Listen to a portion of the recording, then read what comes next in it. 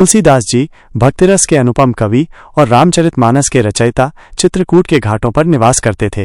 वे अत्यंत सरल और भक्तिपूर्ण जीवन जीते थे। प्रतिदिन स्नान करने के बाद एक पीपल के वृक्ष को जल अर्पित करते और प्रभु श्रीराम का ध्यान करते थे।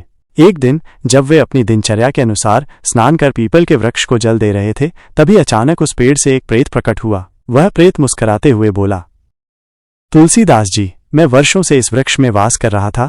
मेरी आत्मा अतृप्त और प्यास से व्याकुल थी। तुम्हारे द्वारा अर्पित जल ने मेरी प्यास बुझा दी। मेरा तर्पण हो गया। मैं अब मुक्त हूँ। मैं तुमसे अत्यंत प्रसन्न हूँ। तुम जो चाहो वर मांग लो।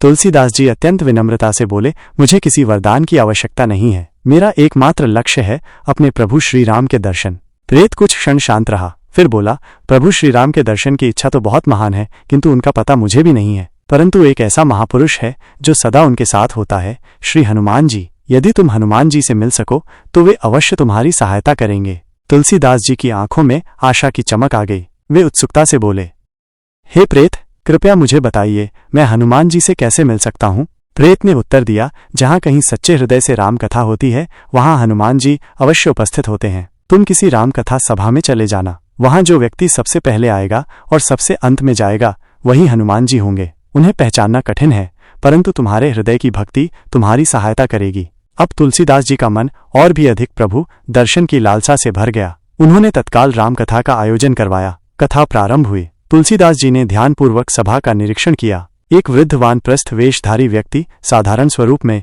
कथा आरंभ होने से पहले ही आ गया था और कथा के समाप्त होने के बाद भी सबसे अंत में तक वही बैठा रहा। तुलसीदास जी का मन संकेत पा गया। उन्होंने उस वृद्ध से विनम्रतापूर्वक निवेदन किया, हे महापुरुष, यदि आप ही हनुमान जी हों तो कृपया मेरी सहायता करें। मुझे मेरे प्रभु श्रीराम के दर्शन की व्याकुलता है। कृपा कर मुझे उनके दर्शन करवा दीजिए।